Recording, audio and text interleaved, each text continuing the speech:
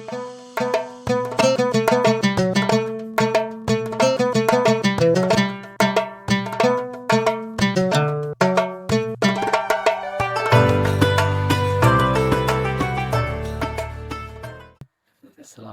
warahmatullahi wabarakatuh. Waalaikumsalam warahmatullahi wabarakatuh. Kalau bukan karena takdirnya, kalau bukan karena kuasanya, maka saya tidak berada di tengah bapak-bapak sekalian.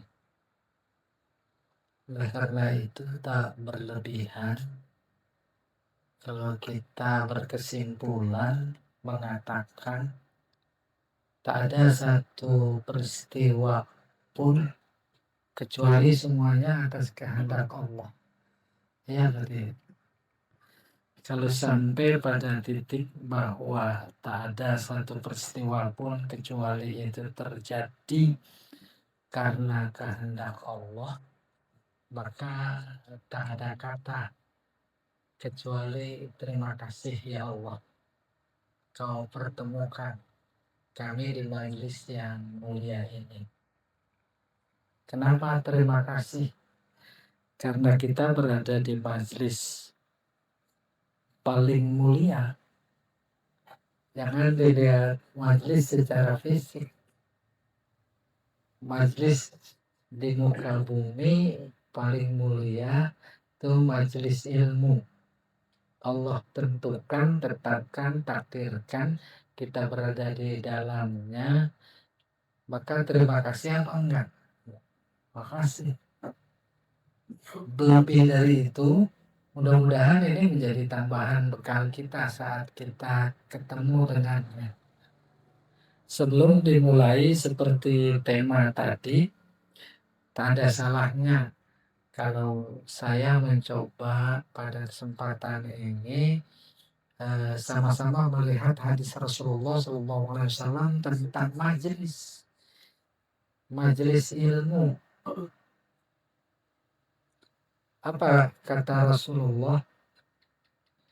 Inna lillahi ta'ala malaikah sayyarah.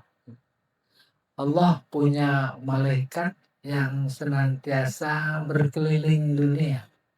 Itu kata Nabi, ada malaikat. Yabhasuna an majalisiz zikri. Ngapain keliling? Mencari majelis zikir. Faiza wajadu, mereka dapati ada majelis zikir, nazalu fiha, turun, nimbrung. Pada kelihatan nggak malaikat? Itu bagian dari hikmah Allah. Untung nggak kelihatan. Kalau kelihatan pada kabur enggak. Kayak begitu mulianya majelis zikir. Idza wajadu nazalu, kalau ada maka mereka turun. Kalau ada zikir diucapkan, ikut dia zikir. Kalau ada dipanjatkan doa, ikut dia amin. Setelah selesai kita bubar, dia bubar, naik ke atas. Di tengah ditanya oleh Allah, dari mana? Min aina anta? Jawab, min majlis zikr, majelis zikir. Disebutin, saya mah nggak tahu nih alamatnya, malaikat mah tahu. RT berapa, komplek apa, ini disebutin si Allah. Udah, ditanya lagi sama Allah, ngapain mereka? Dijawab, yusabbihuka, mereka bertasbih kepada engkau, yukabbiruka, membesarkan, Allahu Akbar. Mereka yuhammiduka, memuji engkau. Yuhalliluka, mereka bertahlil. Terus ditanya lagi, Allah, mereka pada minta apa? Maza yas'alun, apa yang mereka minta? Yas'aluna jannatak, mereka minta surgamu. Allah kembali bertanya, hal ra'au jannati, emang mereka udah pernah lihat surgaku? Kok pakai minta? Udah pernah lihat loh. Luar biasa. Maka Allah kagum. Malaikat jawab, la ya Rabb, belum, mereka belum pernah. Allah kagumnya bagaimana? Belum pernah lihat saja minta. Itu kan bagian dari kemuliaan majelis. Habis itu ditanya lagi, madza yas'aluna, apa yang mereka minta lagi? Mereka minta dijauhi dari nerakamu. Ditanya lagi, emang mereka udah pernah ngelihat neraka? Malaikat jawab, la ya Rabb, belum. Kaifa idza ra'au nari, bagaimana kalau mereka sudah pernah ngelihat? Oh, itu kan maknanya terawang batin hubungan antara kita dan Allah. Kenapa? Di dalam diri kita ada Allah atau tidak? Ada apa enggak? Ayo ntar pada ngaca. Tuh usia 120 hari di kandungan ibu ditiupkan ruh. Itu dia unsur Allah. Unsur Allah dalam diri kita. Nah, ini baru pengantar ya tentang majelis zikir ya. Dan dia yang menginformasikan fanafaktu fihi min ruhi, ditiupin tuh hidup. Itu dia unsur Allah. Atas dasar itu maka Allah menjadi beralasan punya media. Dia menyuruh kita untuk ibadah. Pertanyaan, kambing punya roh apa enggak? Ayo. Dari mana beritanya kambing punya roh? Kalau kambing punya roh, dia ada kewajiban ke masjid. Jadi jawabannya tidak ada. Tidak ada informasi dalam Al-Quran bahwa ketika kambing itu hamil 120 hari terus ditiupin roh. Ada nggak? Nggak ada. Boleh jadi selama ini termasuk kita menganggap ada ruhnya. Yang ada apa? Hidup. Hidup. Pohon pisang hidup nggak? Ada ruhnya apa enggak? Nah itu dia penting. Oleh karena itu yang membedakan antara ciptaan Allah yang hidup dengan kita manusia yang hidup, tuh kita punya ruh. Emang dia yang informasikan. Atas dasar itu maka dia menjadi punya alasan menyuruh kita untuk taat kepadanya. Kepada kambing, ayam, pepohonan, nggak ada. Kembali, kayak begitu kedudukan majelis zikir. Nggak usah hadir, seneng aja, itu udah punya kedudukan luar biasa. Apalagi di sana tadi dibacakan yasin, tahlil, tahmid, nanti dipanjatkan doa. Jangan dianggap remeh. Nanti kita diaminkan oleh malaikat.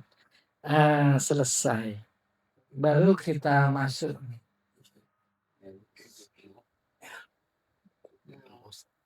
Ya, silakan. Apa? Cerita tentang ibadah, maka ayatnya kita hafal semua. Saya mencoba membantu memahami lebih luas, lebih dalam terkait ayat yang kita maksud dalam tema kita, yaitu ibadah. Wa ma khalaqtul jinna wal insa illa liya'budun. Tidak aku ciptakan jin dan manusia. Jinnya kita tinggalin dulu. Ada yang pada punya jin?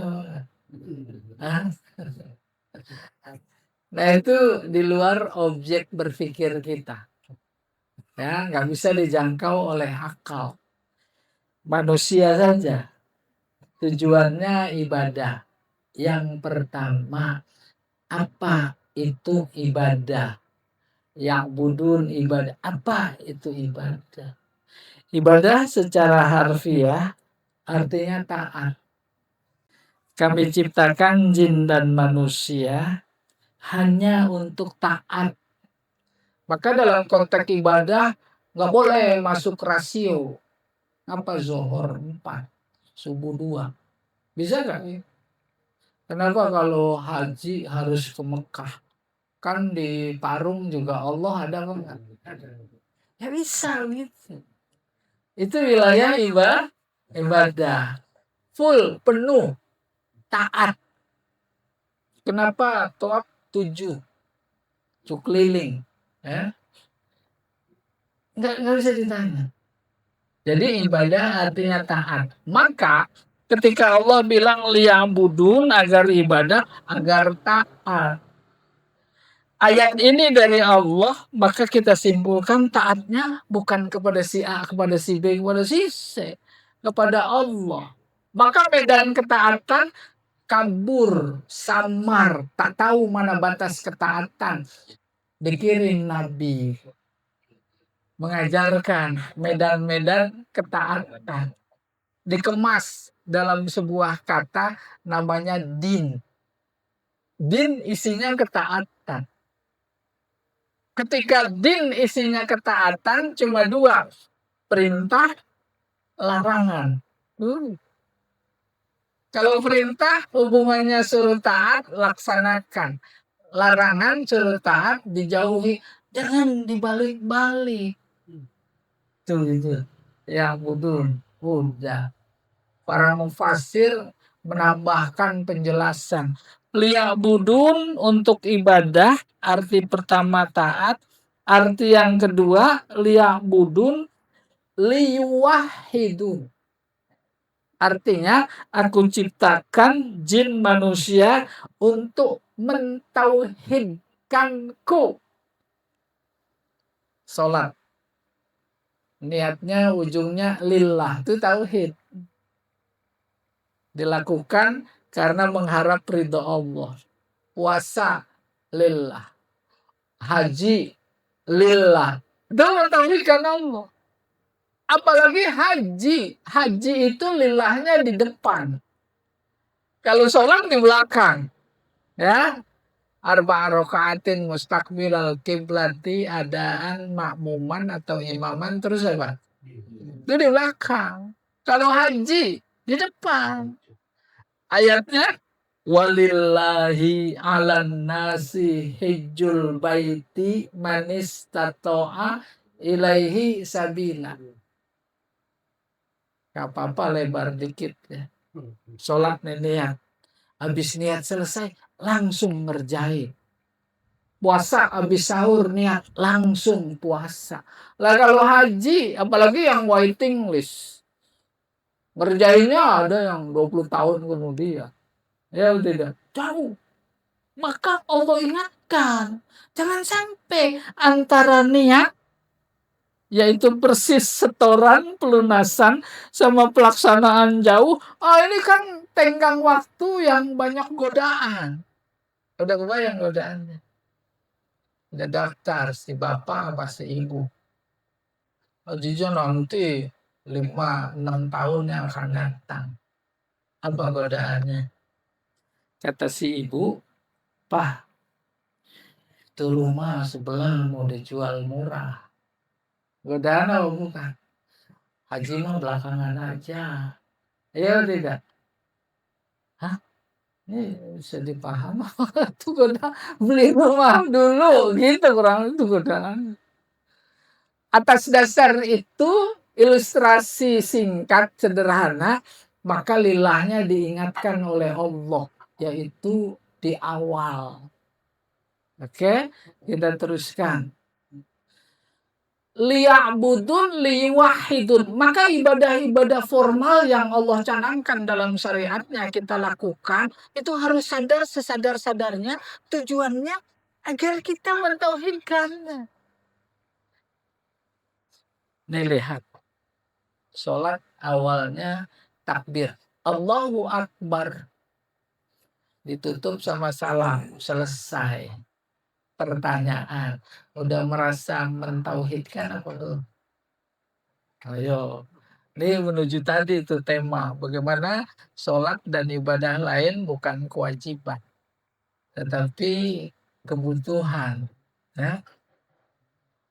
Sehingga ada seorang penulis menganalisis hakikat ibadah, hakikat sholat itu sebenarnya yang setelah salam.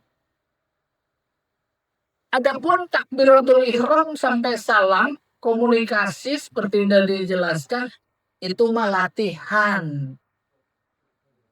Latihan apa? Ada pelajaran penting dalam sholat. Pertama disiplin, kedua jujur, tiga ikhlas. Itu latihan. Prakteknya kapan? Dulu setelah salam. Sholat kebetulan tim pro. Ya tidak. Ada proyek. Terus ada yang nyodorin kwitansi kosong. Tanda tangan. Tuh. Kalau sholatnya tadi benar, lillah, Allah mengawasi di mana saja, kapan saja muncul. Tidak enak sama Allah, Allah tahu. Sampai kepada titik itu bukan cuma seperti bolak-balik telapak tangan. Sekali sholat terus merasa diawasi oleh Allah kapan saja, di mana saja, dalam aktivitas apa. Tidak bisa. Harus berulang diusahakan sehingga bahasa kita gampangnya berkualitas. Kembali, hakikat sholat itu yang setelah salam. Assalamualaikum warahmatullahi wabarakatuh. Baru mulai sholat. Kebayang apa itu? Sholat mengajarkan agar kapan saja, di mana saja, kita merasa diawasi oleh Allah. Maka setelah salam diawasi oleh Allah atau tidak? Apalagi seorang pengajarnya, ada pengacara apa enggak? Ada pembawa acara. Banyak yang Pak. Oh iya. Tuh, diawasi ya Allah. Apa yang membuat dia merasa diawasi? Tuh sholatnya tadi. Saya teruskan. Hakikat sholat yang setelah salam. Hakikat puasa itu yang setelah maghrib. Udah kebayang loh? Hah? Tengah hari panas, puasa ke pasar, ada yang ngajak berantem, ngeselin lah, ribut. Emang kata hadis kita tahu kalau ada yang ngajak berantem lagi puasa, bilang aja ana shaim, aku lagi puasa. Bener itu. Di dalam hati awas ntar habis maghrib. Gimana boleh?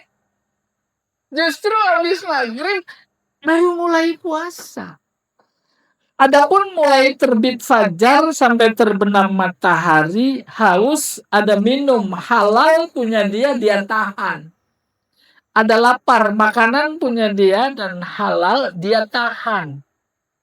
Ada istri, halal punya dia, siang hari ditahan. Itu malah latihan. Agar setelah maghrib bisa dipraktekkan. Apa substansi latihan? Latihan mengendalikan, menahan nafsu. Kita lihat fenomena yang ada.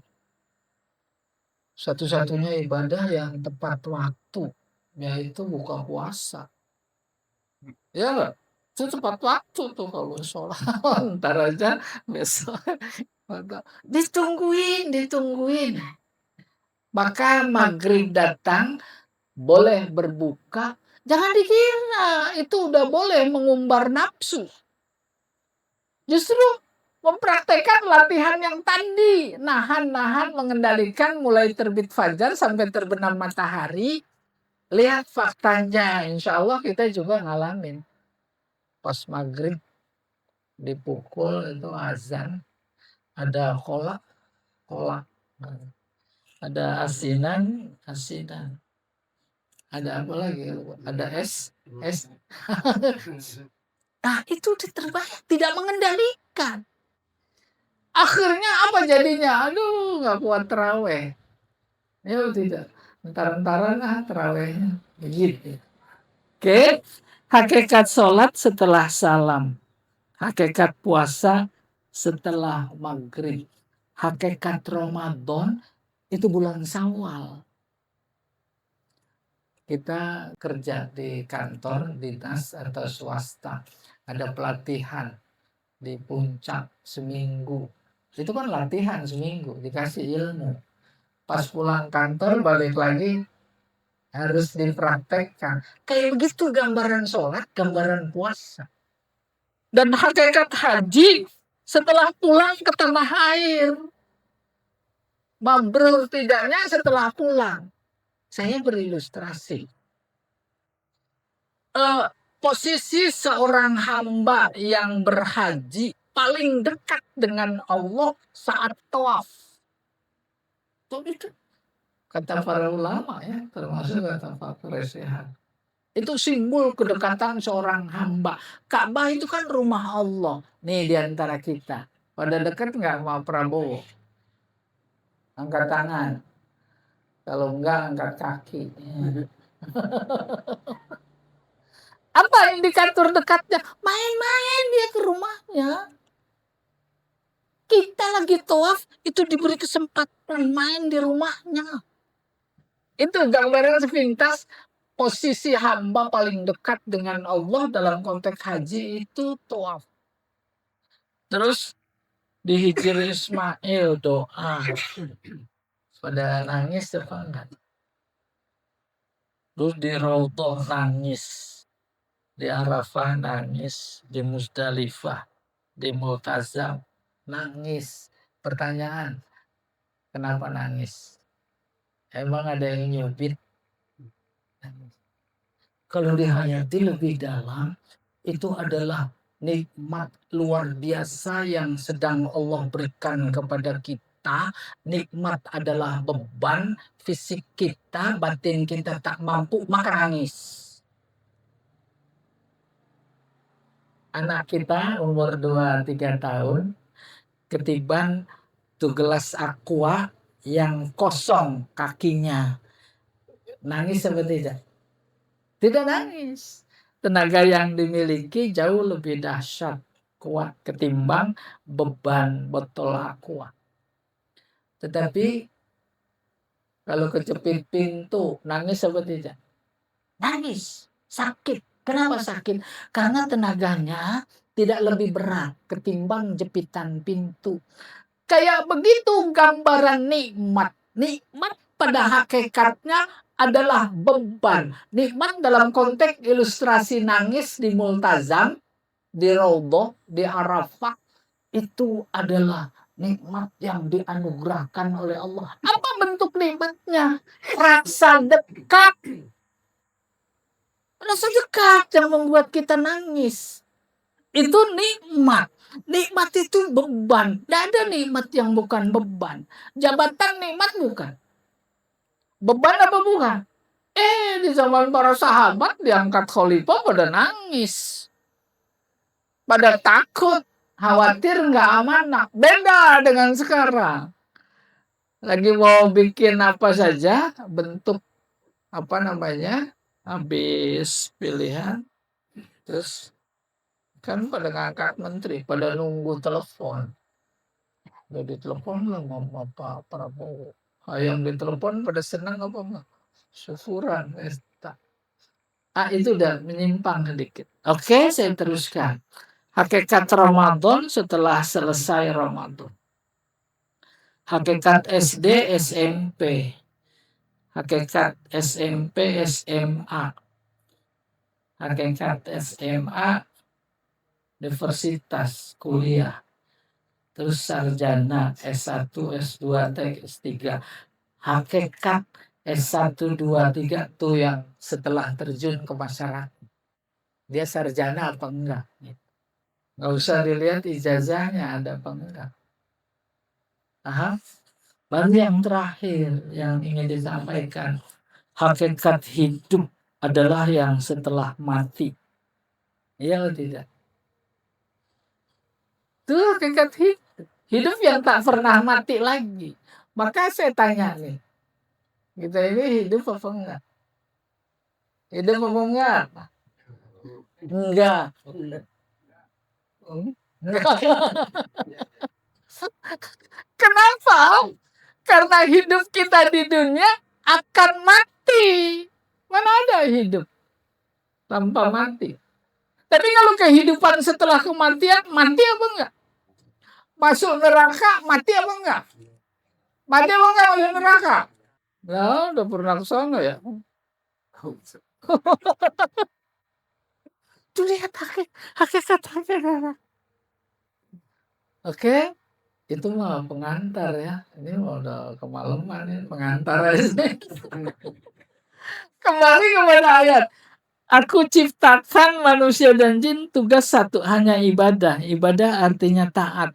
Baru yang kedua, ketaatan kepada perintah Allah, agama Allah, perintah dilakukan, larangan ditinggalkan, harus melahirkan apa? Ketauhidan. Tak ada yang pantas ditaat perintahnya.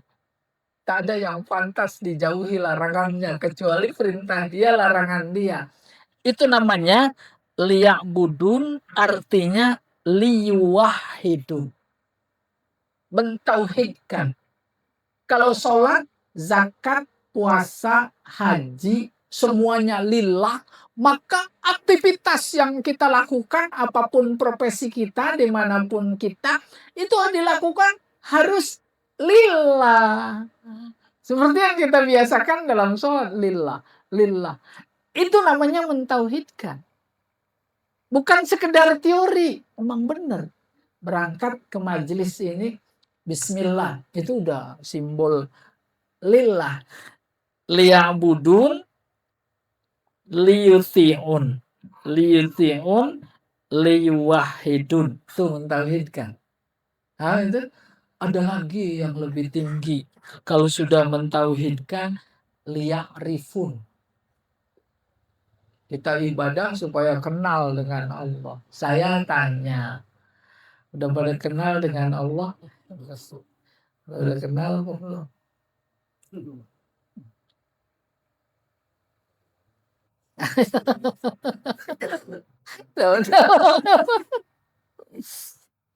Allah ciptakan kita pada saat yang sama, liya'budun, dia menyuruh kita kenal kepadanya. Tak mungkin. Potensi yang Allah berikan kepada kita sebagai hambanya, di mana kita diperintah untuk kenal, cuma akal. Akal tak mampu menjangkau, akal terbatas. Dia tidak terbatas. Ya betul tidak? Absolut bahasanya. Mana mungkin akal? Allah sadar akal yang diberikan kepada kita pada saat yang sama kita diperintahkan untuk kenal kepadanya tidak bisa menjangkau. Sadar itu dia, sadar. Maka apa yang terjadi? Dia yang menampilkan dirinya. Tampil dia dirinya. Yang nampil jangan bayangkan sosoknya, dia tak bersosok, tetapi tanda keberadaannya, tanda kuasanya, tanda keesaannya. Di mana itu tandanya? Di semua ciptaannya, di alam semestanya. Hadir dia. Di sini ada aku. Udah kebayang? Ada pohon pisang, daunnya hijau atau merah? Yang bikin hijau siapa? Apa kita yang nanam? Gak usah pohon pisang, apalagi kalau udah berbuah. Pohon duren. Tuh. Siapa yang menumbuhkan? Apa petani? Saya yang bikin buah. Hadirnya itu, nggak ada jawaban lain kecuali Allah. Siapa yang kasih wangi durian sama wangi cempedak sama apa beda? Itu dia hadir. Maka semua ciptaannya itu adalah kehadiran dia. Berpikir secara filosofis, berpetualang, para filsafat, para filosof dan para sufi, Allah menyatu dengan ciptaannya. Lihat apa saja, di situ ada Allah. Mudah-mudahan kebayang. Ini kayaknya kuliah S3 ini. Ini udah S4. Ini udah S4 semua. Dan Allah yang bilang. Apa kata dia? Sanurihim ayatina fil afak. Ayat itu tanda. Tanda keberadaannya, tanda kekuasaannya, tanda keesaan. Aku akan perlihatkan tanda-tandaku di alam semesta. Fil afak, alam semesta. Ada matahari, ada bintang, ada bulan. Ada benda-benda langit terhitung. Itu tidak mungkin ada sendiri. Itu di situ ada aku. Nggak ada yang menciptakan. Apa manusia yang menciptakan? Tidak mungkin. Apa jin yang menciptakan? Nggak mungkin. Kalau kalian tak mampu menangkap tanda-tanda kebesaranku, keesaanku di alam semesta, wa fi anfusikum afala tubsirun. Di dalam diri kita. Diri kita manusia itu disebut mikrokosmos. Mikro kecil, kosmos indah. Keindahan Allah dalam diri kita yang diminiaturkan. Kalau alam semesta itu tanda dia indah apa tidak? Indah, maka disebut makrokosmos. Kosmos kan sama dengan kosmetik. Tuh, ibu kalau pakai kosmetik indah apa enggak? Nah, ciptaan Allah indah. Jadi ciptaan Allah tanda dia, alamat dia. Alamat dia pertama di alam semesta, kalau nggak sanggup di diri kita. Apa ibu? Ada ibu-ibu. Tuh, rambut udah mulai putih. Emang putih sendiri. Siapa yang mau putih? Tuh, gigi itu tulang. Kuku tulang bukan. Kuku mah terus panjang tubuh. Kalau gigi mau ditukar.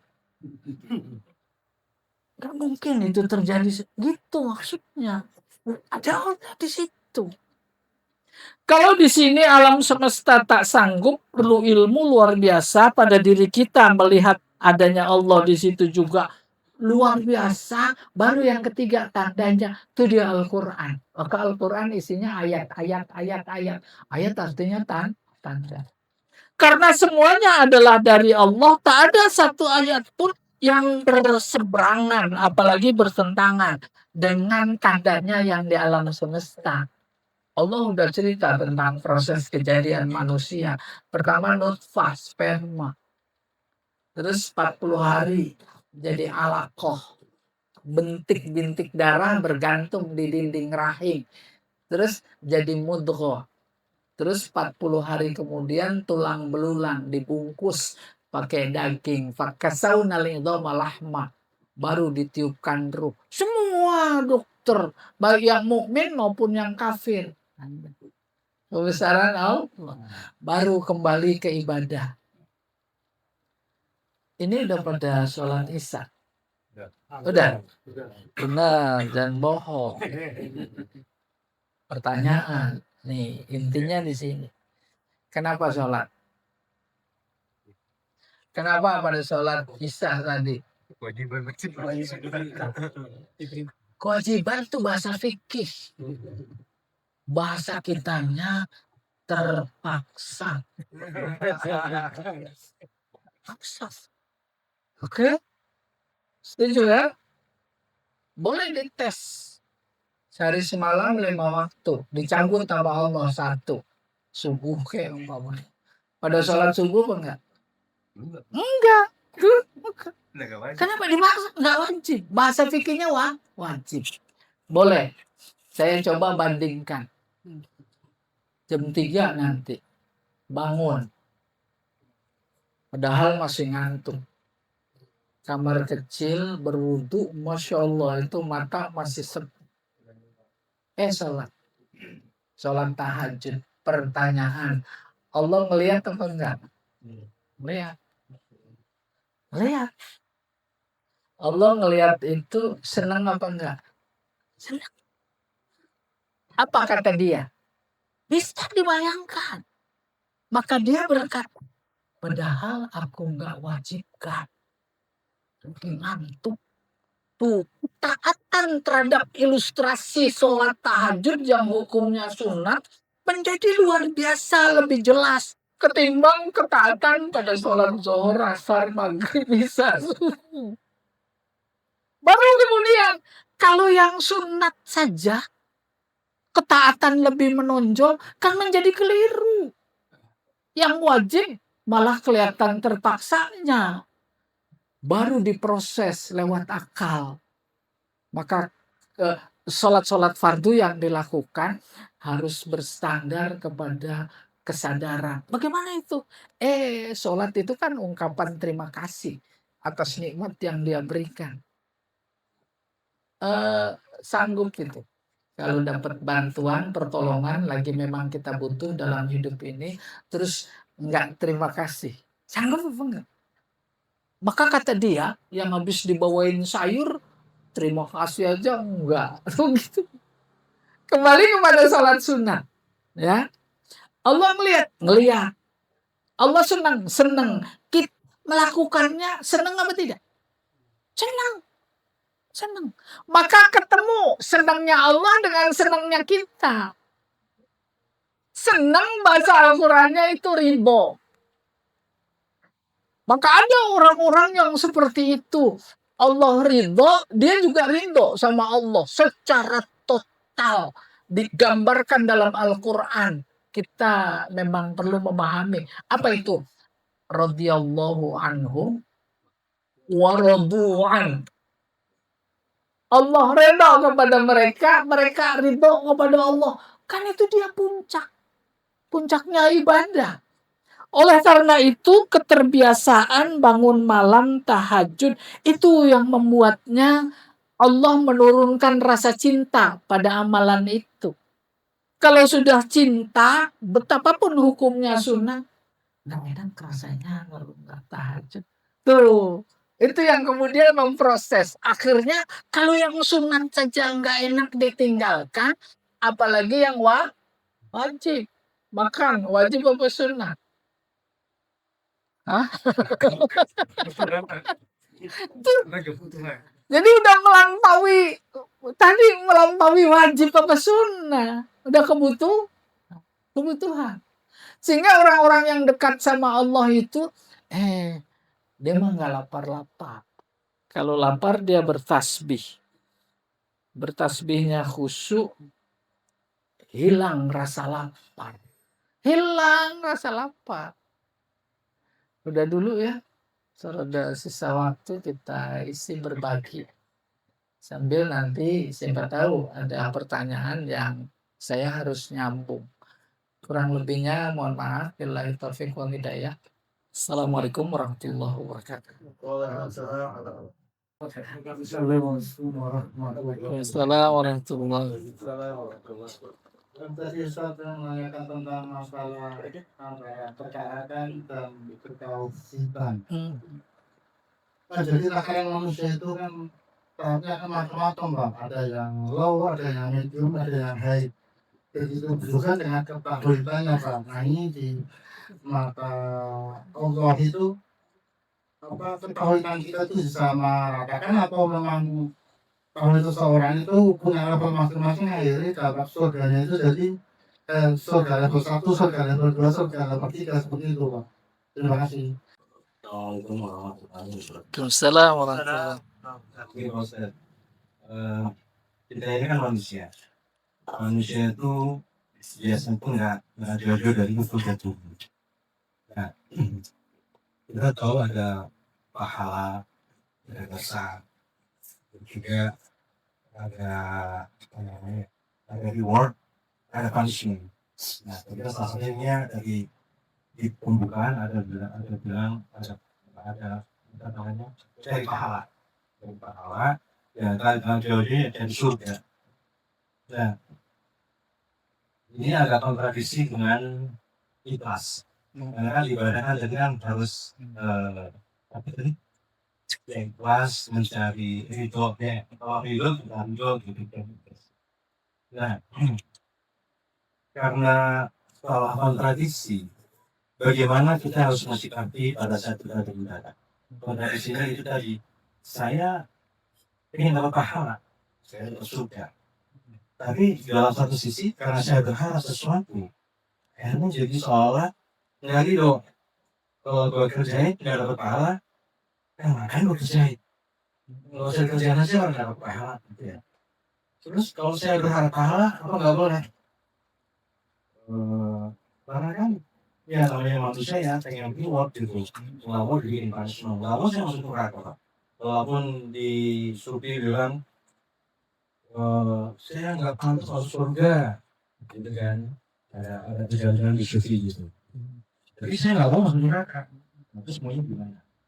Itu terima kasih. Oh ya. Luar biasa sekali.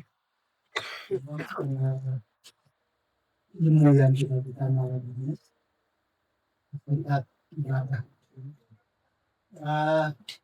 Saya mengikuti dan banyak yang paling gampang saya kebanyakan itu puasa tadi harus puasa kita puasa itu ya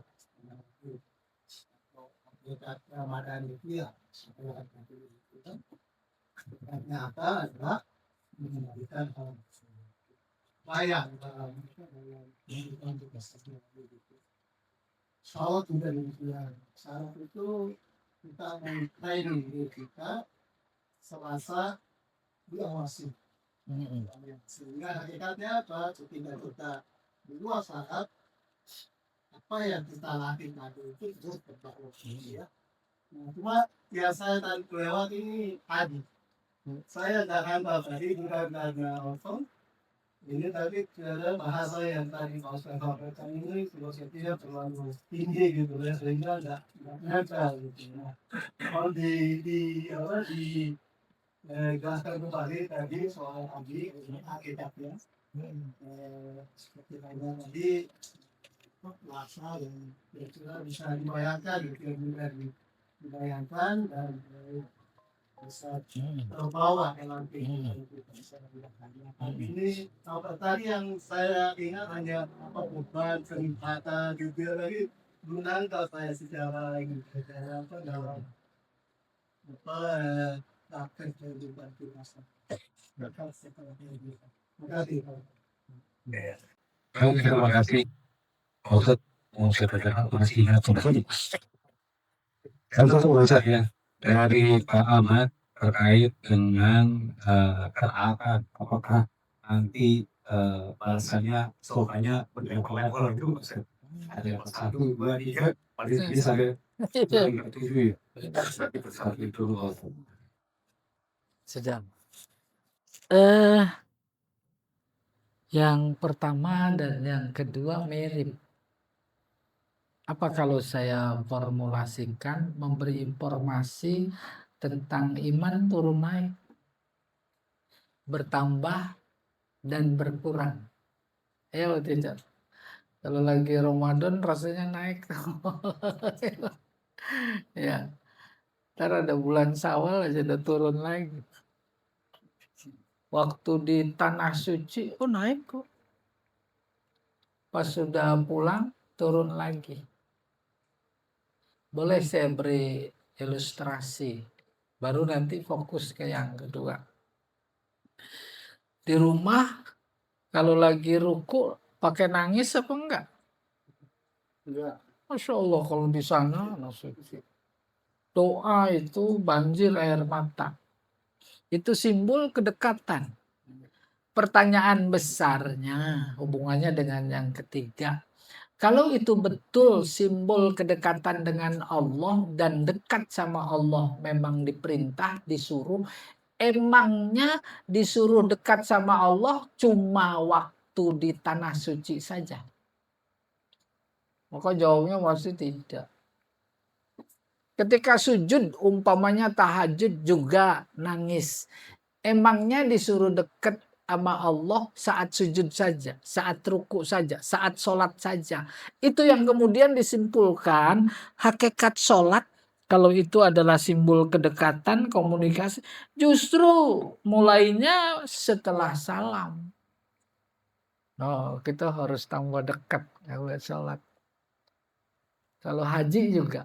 Hakikat haji setelah pulang. Dan memang namanya mabrur itu setelah pulang sampai menghembuskan napas terakhir.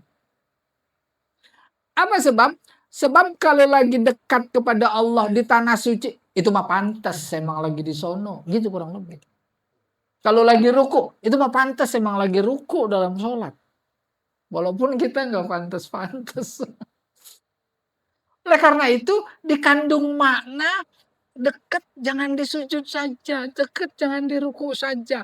Harus terimplementasikan di luar sholat. Luar sholat setelah salam. Apa itu? Aktivitas sesuai dengan profesinya. Nah, itu dia yang dimaksud hakikat sholat. Hakikat puasa. Kalau terbit fajar sama terbenam matahari ini memang dikendalikan. Itu mah pantas. Tapi ada maksud. Ini latihan, praktekkan nanti di luar. Maka kesimpulannya hakikat sholat yang setelah salam, hakikat puasa setelah maghrib, hakikat Ramadan setelah Ramadan yaitu Syawal sampai ketemu Ramadan lagi. Hakikat haji setelah semuanya. Baru ditutup dalam konteks sholat. Sholat mencegah perbuatan keji dan munkar. Perbuatan keji dan munkar itu di dalam sholat apa di luar sholat? Nah itu dia hakikat sholat di luar. Gak mau bohong. Kenapa? Tadi habis sholat. Itu sholat yang mencegah perbuatan keji dan munkar. Gak khianat dan lain-lain. Jadi di luar sholat. Apalagi tadi ketika setelah sarjana, hakikat sarjana setelah terjun ke masyarakat. Dan puncaknya hakikat hidup itu setelah mati. Oke? Setelah mati. Baru kembali ke tadi. Apa ya yang ketiga itu? Yang ketiga mengenai hakikat haji. Oh iya. Haji. Sebenarnya udah terulas ya. Haji. Kita nggak bisa mengingkari rasa dekat kita kepada Allah saat tawafkah, saat apalagi nyium hajar aswadkah, saat di raudhah apalagi. Maka pertanyaan mendasarnya, kalau itu memang benar kita alami dekat, emangnya disuruh dekat kepada Allah saat haji saja, waktu tawaf, waktu di raudhah, waktu di multazam. Nanti setelah itu udah boleh nggak dekat lagi. Itu kan keliru. Atas dasar itulah maka kita boleh menyimpulkan hakikat haji itu setelah pulang ke tanah air. Para ulama mendefinisikan haji mabrur itu kalau pulang nanti zahidun fid dunya raghib fil akhirah. Zahid artinya nahan diri terkait keduniaan. Cukuplah. Nggak usah nambah lagi. Gitu kurang lebih zahid. Tetapi terhadap akhirat haus dia. Senang sama akhirat. Itu sampai menghembuskan napas terakhir. Itu mabrur. Udah kebayang haji mabrur belum? Saya mau kasih ilustrasi. Hajinya mabrur apa enggak?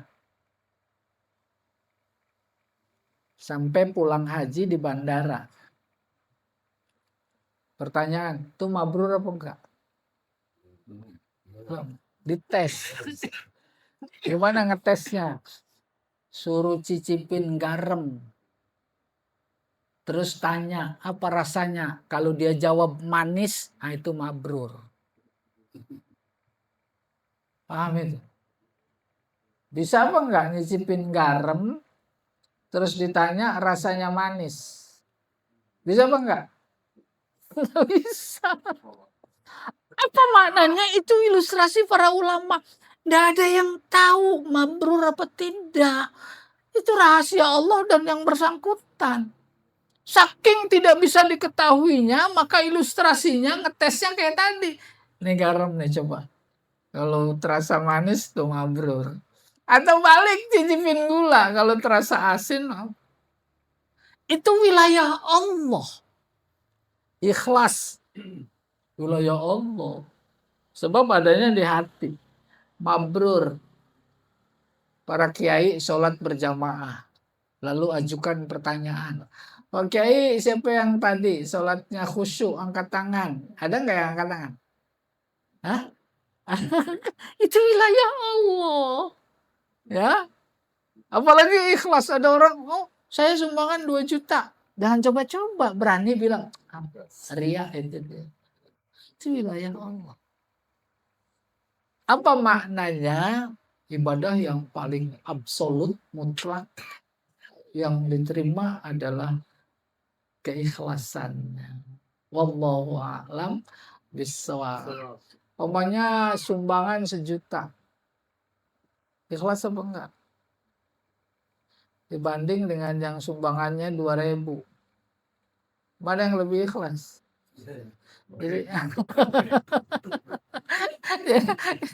Jadi pilih yang banyak atau pilih yang ikhlas? Nggak bisa kita klaim tuh yang 2.000 lebih, nggak bisa. Itu wilayah Allah. Ya silakan, barangkali ada yang lain. Allah alam besar. Buat itu tadi Pak Ustadz. Itu. Ada ikhlas, nggak usah Iya. kembali kepada ikhlas. Bagus nggak? Kan ikhlas itu kan tanpa pabrik, bener nggak ya? Iya. Gitu ya. Ikhlas. Nah kembali kepada Oh beribadah. iya, yang tadi itu. Ya. Saya belum Masih bisa nyambung, jawab. kan? Iya, Nah. masih nyambung. Saya sholat, saya ibadah, karena saya butuh reward. Saya mau bukan butuh, saya mau reward, mau pahala dari Allah. Ujung-ujungnya kalau misalnya kita ngomong ikhlas, berarti kan ya nggak ikhlas karena berharap sesuatu. Pada saat saya kasih Pak RT uang gitu, saya nggak mengharapkan apa-apa, kasih 10.000, saya nggak mengharapkan apa-apa, saya ikhlas karena saya nggak mengharapkan apa-apa. Berarti kan itu ikhlas. Tapi kalau pada saat saya beribadah, entah sholat kah, entah puasa kah, ibadah-ibadah wajib, saya butuh pahala, saya mengharapkan pahala, jadi nggak ikhlas. Iya. Gimana penjelasan itu? Iya, ini yang kelewat tadi. Benar. Tapi masih nyambung dari kepala. Makanya kalau disambung tadi memberikan informasi tentang tingkatnya iman. Itu. Kalau kita sholat jamaah berharap pahala 27 seperti dihadiskan oleh Nabi, pertanyaan mendasar, boleh apa tidak? Ayo jamaah biar dapat 27. Boleh apa tidak? Boleh. Siapa yang berani katakan tidak boleh? Pertanyaan kedua, ikhlas apa tidak? Pada posisi tingkat yang mana iman kita? Maka pada posisi strata kita, ayat atau hadis terkait dengan pahala jamaah 27 itu dalam bahasa Arab disebut untuk memberi stimulan.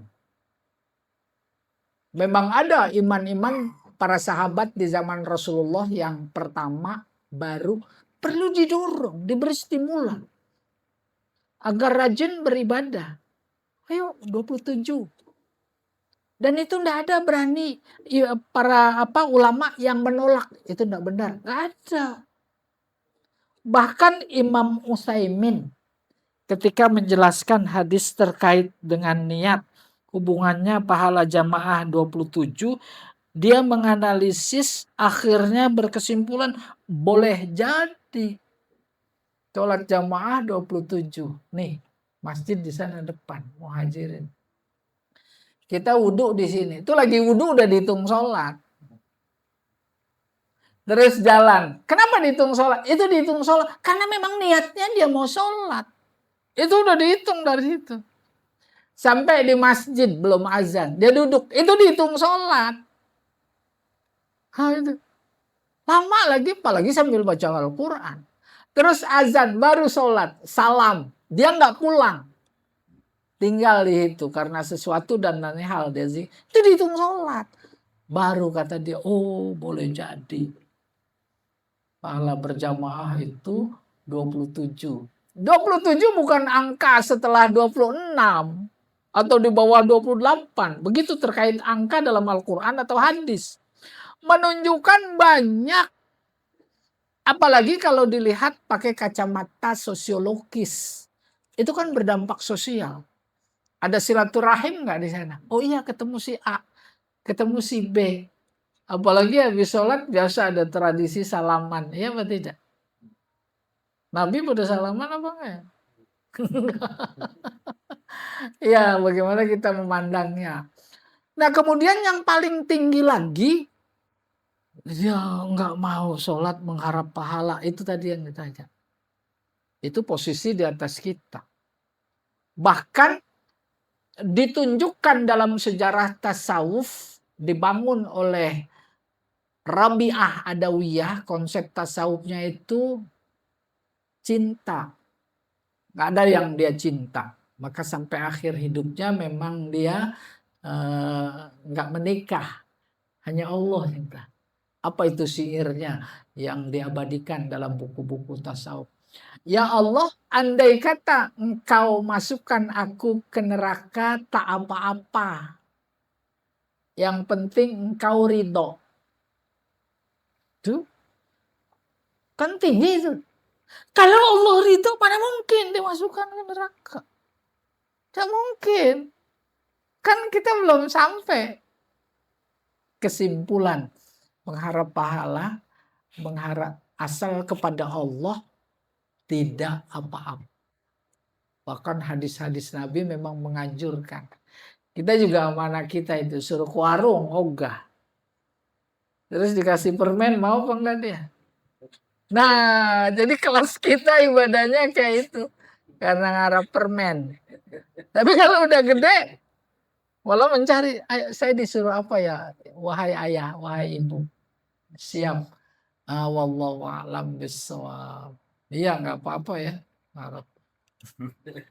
Pak Ustadz, apakah suatu pahala itu sebagai suatu motivasi atau spirit gitu Pak? Oh iya. Kata hujan-hujan nih, karena kita termotivasi untuk mendapatkan pahala, akhirnya kita ke masjid. Iya. Mungkin itu sebagai suatu Maka bahasa saya tadi stimulan, stimulan ya. motivasi, mendorong. Bagus apa tidak? Bagus. Nabi yang mendorong. Saya beri contoh lain. Banyak ayat, banyak hadis yang semangatnya seperti itu. Kita bangun masjid, perlu sumbangan, bikin sertifikat, nilainya 200.000. Maka ayat yang dipakai, ayat Al-Qur'annya, masalul ladzina yunfiquna amwalahum fi sabilillah, itu mendorong. Emang saat itu turun juga memberikan dorongan. Hadisnya, man bana masjidan fil dunya banallahu qasran fil jannah. Siapa bangun masjid di dunia, Allah bangunkan istana di surga. Terdorong apa enggak? Terdorong. Padahal rasionya, emang kalau udah masuk surga masih perlu istana? Ya udah semuanya istana. Begitu kalau dirahasiakan. Oh iya, kesimpulannya mendorong. Bapak ambil uang di ATM, terus keluar setruk, tingkatkan saldo Anda. Ya tidak? Mendorong atau enggak? Mendorong. Banyak dalam budaya kita juga ada ungkapan-ungkapan yang semangatnya mendorong. Ya wallahu a'lam bishawab. Enggak apa-apa. Assalamualaikum warahmatullahi wabarakatuh. Assalamualaikum warahmatullahi wabarakatuh. Tadi saya menyimak Pak Ustadz menyinggung tentang filosofi.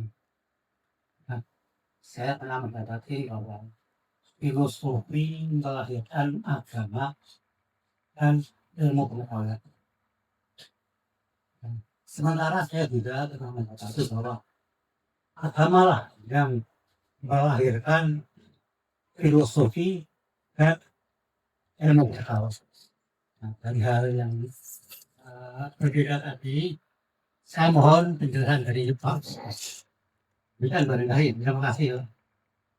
Saya coba coba ini mah jawabannya kena apa enggak saya nggak tahu.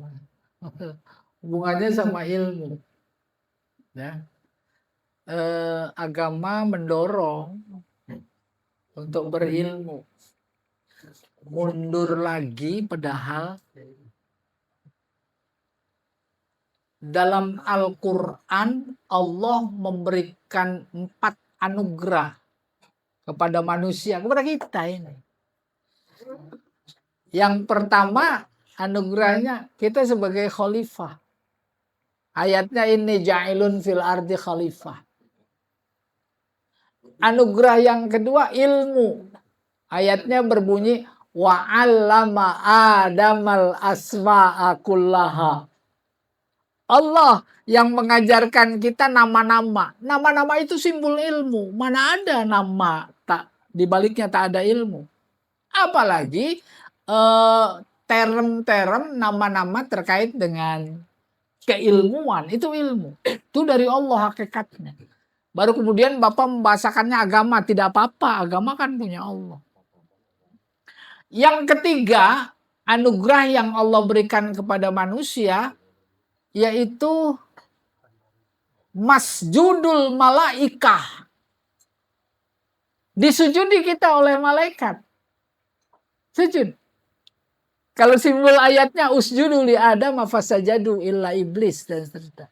Dan anugerah yang keempat, kita disuruh masuk ke surga.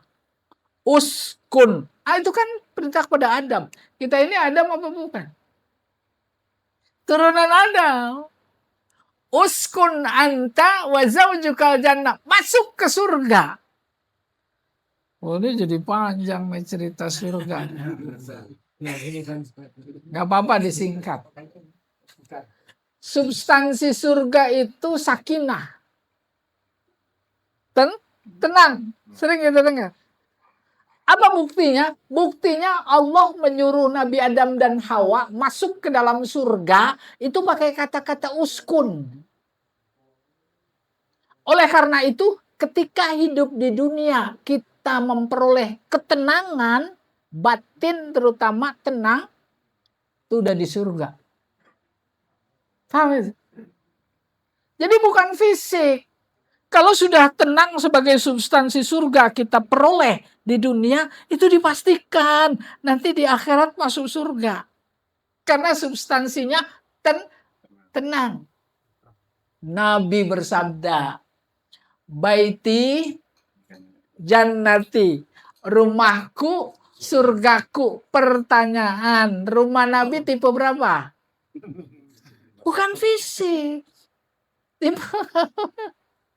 Oleh karena itu logika berikutnya, apa artinya rumah luar biasa serba ada, dijaga satpam plus anjing lagi, umpama jadi surga.